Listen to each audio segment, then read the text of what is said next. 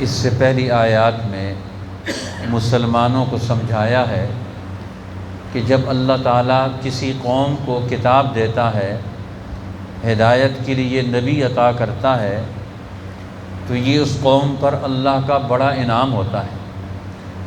اور جو لوگ اللہ کے اس انعام کو، اس کی حیثیت کو اور اس کی قدر اور عظمت اور منزلت کو وہ پورے طریقے سے قائم نہیں رکھتے ہیں، تو وہ لوگ پھر اللہ کی پھٹکار میں، عذاب میں مبتلا ہوتے ہیں۔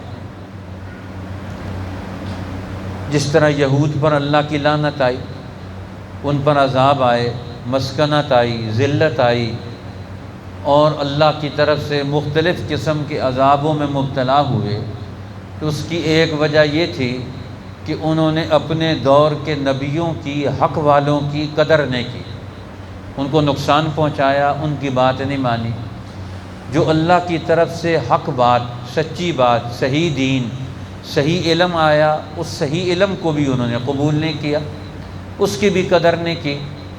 اس لیے یہ ان کے جرائم ہیں، اور صرف قدر ہی نہیں کی بلکہ جان بوجھ کر انہوں نے اللہ کے نبیوں کو، سچے رہنماؤں کو قتل کر دیا۔ جس طرح قرآن یہ بتا رہا ہے کہ یہود پر اللہ کا عذاب کیوں آیا، لعنت و پھٹکار کیوں آئی، جس کا اوپر بھی تذکرہ چل رہا ہے۔ فرمایا وَقَوْلِهِمْ، ہم نے ان پر یہ لعنت و پھٹکار اس لیے بھی مسلط کی کہ وہ یہ کہتے تھے اِنَّا قَتَلْنَا الْمَسِيحَ عِيسَى ابْنَ مَرْيَمَ رَسُولَ اللَّهِ، کہ ہم نے مسیح عیسیٰ ابن مریم کو، جو اللہ کا رسول تھا، ہم نے اسے قتل کیا۔ اب اللہ کے رسول کو قتل کرنا، وہ انتظار کر رہے تھے، خود یہود انتظار میں تھے، ان کے علماء انتظار میں تھے کہ بنی اسرائیل میں آخر میں مسیح آئے گا، اور وہ مسیح ہمارے لیے ترقی کا، کامیابی کا، عزت کا نیا دروازہ کھولے گا۔ لیکن جب وہی مسیح آیا، اس پر بھی اور اس کی ماں پر بھی تہمت لگا کر اس کو معاشرے میں نہ چلنے دینے کے لیے انہیں منصوبے بنا لیے کہ کامیاب نہ ہو سکے۔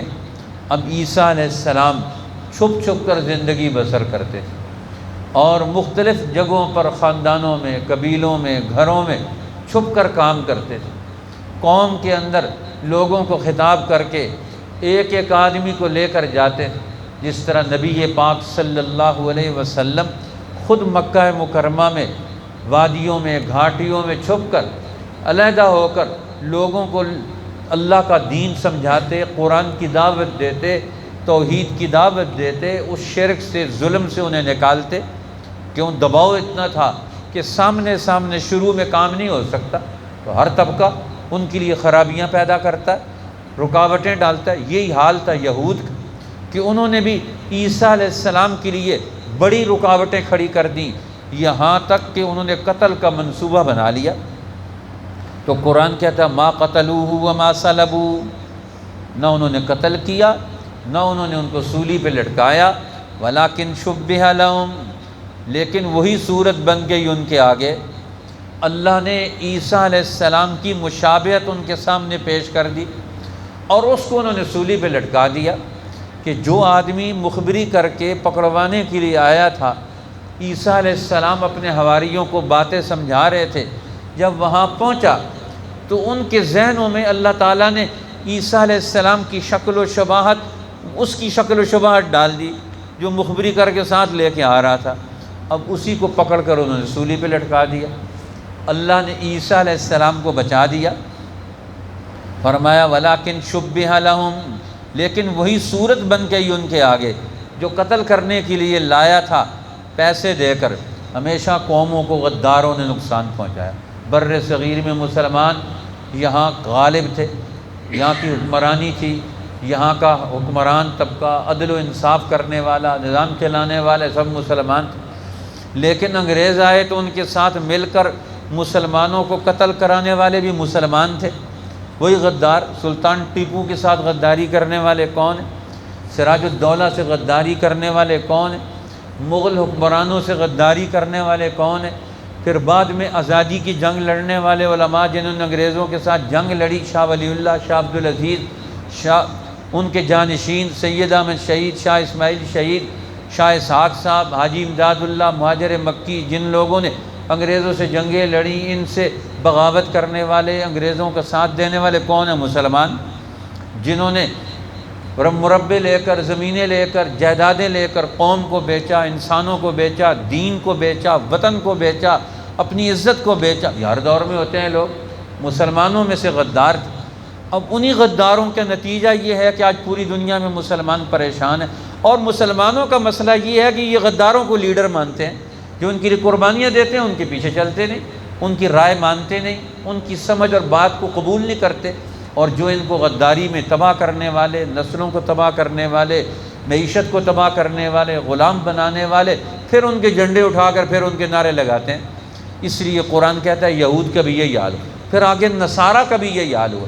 نام عیسیٰ علیہ السلام کا لیتے ہیں، کہتے ہیں ان کو سولی پہ چڑھایا گیا تو ہم بھی سولی پہ چڑھیں گے، لیکن یہ سارے کے سارے یہود بھی اور نصارہ بھی، وَإِنَّ الَّذِينَ اخْتَلَفُوا فِيهِ، یہ سب آپس میں اختلاف کر رہے ہیں عیسیٰ علیہ السلام کے بارے میں۔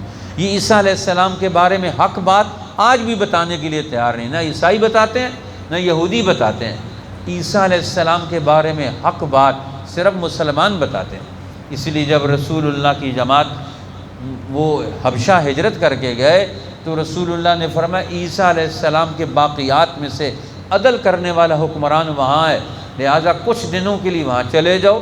جب مسلمان چلے گئے تو پیچھے سے انہوں نے وفد بھیجا کہ ان مسلمانوں کو سزا دے کر یہاں واپس لائیں، تو وفد یہ لے کر گیا، نجاشی کے حکمران طبقوں کے لیے بڑے ہدیے تحفے لے کر گئے، رشوتیں لے کر گئے کہ تم ہماری ہاں میں ہاں ملانا، ہم وہاں بات کریں گے اور سارے تم کہنا۔ سارے پادریوں کو انہوں نے پیسے دے دیے، سارے وہاں درباریوں کو پیسے دے دیے، مکہ کے سرداروں نے، کہ ہم کہیں گے یہ بڑے اپنے دین کو، باپ دادا کے دین کو چھوڑ کر آئے ہیں اور یہ وہاں سے بھاگ کر آئے ہیں، لہٰذا وہ سنیں گے، تم تائید کرو گے، وہ فوراً ہمارے حوالے کریں گے اور ہم ان کو لا کر سزا دیں گے، تم سچا دین کیوں مانتے ہو؟ تو جب نجاشی کے سامنے انہوں نے بات کی تو نجاشی نے کہا بھائی جو میرے ملک میں امن لے کر آئے ہیں میں تو ان کو تمہارے حوالے نہیں کر سکتا جب تک ان کی بات نہ سنوں۔ مسئلہ کیا ہے تمہارا اور ان کا؟ اب ان کو پسوڑی پڑ گئی۔ جو سرداران قریش نے وفد بھیجا تھا تو انہوں نے کہا ہمارا مسئلہ تو سارے پیسے گئے، رشوتیں گئیں، مسئلہ خراب ہو گیا۔ اب اس نے بلایا، کل ان کو بلا کے لے کر آؤ۔ اب مسلمانوں نے کہا ہماری طرف سے جعفر تیار، حضرت علی کے بڑے بھائی تھے، یہ بات کریں گے۔ بادشاہ نے ان سے پوچھا کہ تمہارا دین کیا ہے، تم کون ہو، تم ادھر کیوں آئے ہو، تم کہتے کیا ہو؟ تو انہوں نے کہا کہ ہم تو ابراہیم علیہ السلام کو ماننے والے، ان کے دین کو ماننے والے ہیں، ان کی عقیدہ توحید کو ماننے والے ہیں۔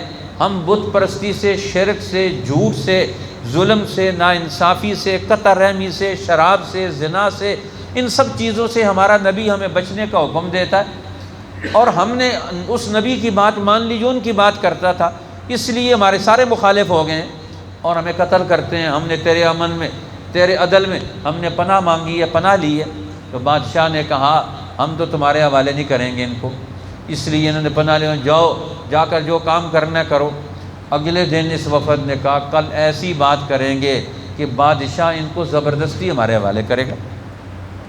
وہ حضرت عمرو بن العاص تھے اس وفد کے اندر، تو انہوں نے کہا کل ایسی بات کریں گے۔ انہوں نے کہا کیا بات؟ انہوں نے کہا یہ عیسیٰ علیہ السلام کو بھی نہیں مانتے ہیں۔ اب بادشاہ نے پھر بلا لیا ان کو دوسری بار کہ تم عیسیٰ علیہ السلام کے بارے میں کیا کہتے ہو؟ تو انہوں نے کہا اب معاملہ یہاں گڑبڑ ہوگا۔ عیسائی تو عیسیٰ علیہ السلام کو خدا کہتے ہیں، خدا کا بیٹا کہتے ہیں، اور 3 خداؤں میں سے ایک خدا کہتے ہیں۔ ہم تو پہلے شرک کو نہیں مانتے، تو اب یہ بات کریں گے تو پھر کیا ہوگا؟ انہوں نے کہا جو بات بھی ہوگی سچی بات کریں گے جو قرآن کہتا ہے۔ گھر چھوڑ کر آئے ہیں، وطن چھوڑ کر آئے ہیں، ماں باپ چھوڑ کر آئے ہیں، اللہ کا مقدس گھر چھوڑ کر آئے ہیں حق کے لیے، تو آج حق کو کیوں دبائیں گے، کیوں چھپائیں گے؟ حق چھپانا تو ہمارا کام نہیں، حق بیان کرنا ہمارا کام ہے۔ انہوں نے کہا ہم عیسیٰ علیہ السلام کے بارے میں وہی کہتے ہیں جو ہمارا رب کہتا ہے، وہی کہتے ہیں جو ہمارا رسول کہتا ہے۔ وہ کیا کہتے ہیں؟ انہوں نے کہا پڑھ کر سناؤ۔ تو کہتے ہیں انہوں نے پھر سورہ مریم کے 2 رکوع پڑھ کر سنائے۔ جب انہوں نے نجاشی کے دربار میں انہوں نے یہ پڑھا، 2 رکوع پڑھے، تو سب لوگوں پر سناٹا تھا اور سب کی آنکھوں سے آنسو جاری تھے، اور جب انہوں نے 2 رکوع ختم کیے تو نجاشی نے اپنے دربار میں تنکا اٹھایا، انہوں نے کہا جس طرح یہ تنکے کی حقیقت ہے، عیسیٰ علیہ السلام کی وہی حقیقت ہے جو قرآن نے بیان کی ہے، ہم بھی ان کو مانتے ہیں۔ اس لیے نجاشی حضرت رسول اللہ صلی اللہ علیہ وسلم کی اس جماعت کو جماعت ابراہیمی کیا کر پکارتا تھا۔ ان کا تعارف نجاشی کے دربار میں اور حبشہ کے اندر ان مسلمانوں کا تعارف کیا تھا کہ یہ ابراہیم علیہ السلام کے ماننے والے ہیں، یہ حزب ابراہیم ہے، یہ حزب ابراہیم ہے، یہ ابراہیم علیہ السلام کی پارٹی ہے، یہ ابراہیم علیہ السلام کی جماعت ہے۔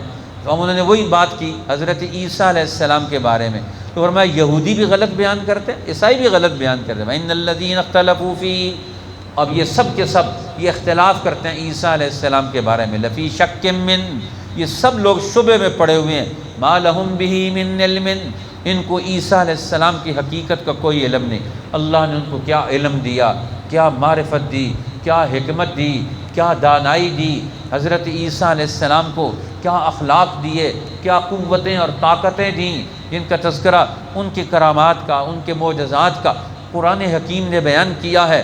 انسان پڑھتا ہے تو دنگ رہ جاتا ہے کہ اللہ نے ان کو کتنی قوتوں سے نوازا تھا۔ فرمایا وما قتلوہ یقیناً، انہوں نے بالکل ان کو قتل نہیں کیا، اللہ ان کی حفاظت کرتا ہے، حق والوں کی حفاظت اللہ کرتا ہے، ڈرنا نہیں چاہیے، حق بات پر ڈٹ جانے والے وہی ہمیشہ زندہ رہتے ہیں۔ بر رفعہ اللہ الیہ، اللہ نے ان کو بلند کر دیا، ان کو اونچا کر دیا، ان کی تدبیروں سے الگ کر دیا، آسمانوں پر اٹھا لیا، اور پھر وہ واپس بھی آئیں گے آخری زمانے میں۔ اور پھر فرمایا اللہ ہر چیز کو جانتا بھی ہے، غالب بھی ہے، حکمت والا بھی ہے۔ اہل کتاب کے سارے گروہ ان پر ایمان لائیں گے، ان کی دنیا میں جانے سے پہلے، ان کی موت سے پہلے سب کو مسلمان بنا کر دین اسلام کی نمائندگی کرتے ہوئے اس کو ساری قوتوں کے اوپر غالب کر کے حضرت عیسیٰ علیہ السلام یہ دین کا آخری مرحلہ مکمل کریں گے۔ فرمایا وَيَوْمَ الْقِيَامَةِ يَكُونُ عَلَيْهِمْ شَهِيدًا، اور قیامت کے دن ان کے اوپر گواہ بھی ہوں گے کہ میں نے اپنی امتوں کو بتا دیا۔ اس لیے کہ عیسیٰ علیہ السلام کی نبوت کے دو مقاصد تھے جو قرآن نے بیان کی سورہ صف میں۔ ایک تو پہلا مقصد تھا، یہ تھا مبشرم برسول یأتی من بعد اسمہ احمد، ایک تو بنی اسرائیل کو گمراہی سے نکالنا، اور دوسرا آخری نبی کی بشارت دینا، آپ کا راستہ صاف کرنے کے لیے آئے۔ حضرت عیسیٰ علیہ السلام بشارت دینے کے لیے آئے آخری نبی کی، اسمہ احمد، جس کا نام احمد ہوگا، اور جو نبی پاک صلی اللہ علیہ وسلم کی نبوت کے بارے میں شک میں ہوں گے ان سب کا شک دور کریں گے، اور جو شک دور کرنے کے لیے تیار نہیں ہوں گے تو عیسیٰ علیہ السلام ان کو خود قتل کریں گے، کیونکہ ان کی اپنی امت ہے۔ یہودیوں کو، عیسائیوں کو جو نہیں مانیں گے آخری نبی کو، وہ ان کی دعوت اور ان کی بات کو منوائیں گے۔ عیسیٰ علیہ السلام آ کر اپنی امت سے منوائیں گے تم غلط راستے پر ہو، صحیح راستہ یہ ہے جو رسول محمد الرسول اللہ پیش کر رہے ہیں۔ اور آج مسلمانوں کا حال کیا کہ مسلمان شک میں ہیں، وہ الٹا آج یہودیوں اور عیسائیوں کے پاس جاتے ہیں، تم ہمیں راستہ بتاؤ، تم ہمیں ہدایت دو۔ آج مسلمانوں کا الٹا حال ہے، مسلمانوں کے سارے حکمران طبقے وہ آج یہود و نصارہ سے رہنمائی لیتے ہیں، منصوبے سازی ان سے لیتے ہیں، اپنی زندگی کی تشکیل اور تعمیر کا پروگرام ان سے لیتے ہیں۔ قرآن کہتا ہے عیسیٰ علیہ السلام آ کر اس قرآن کو لے کر ان کے سامنے پیش کریں گے، اس آخری شریعت کو ان کے سامنے پیش کریں گے، آخری نبی کی نبوت کو پیش کریں گے، اس کو منوائیں گے۔ اور آج مسلمانوں کا حال کیا، وہ خود مشکوک ہے، دوسروں کی طرف دیکھ رہے ہیں۔ اللہ تعالیٰ میں اس تباہی سے بچائے، اس گمراہی سے بچائے، اور حق نبی، سچے نبی، اور اس سچے نبی کے سچے وارث جنہوں نے دین کو ہمیشہ سینے سے لگائے رکھا ہے، اللہ ہمیں ان کی اتباع میں واپس آنے کی توفیق عطا فرمائے۔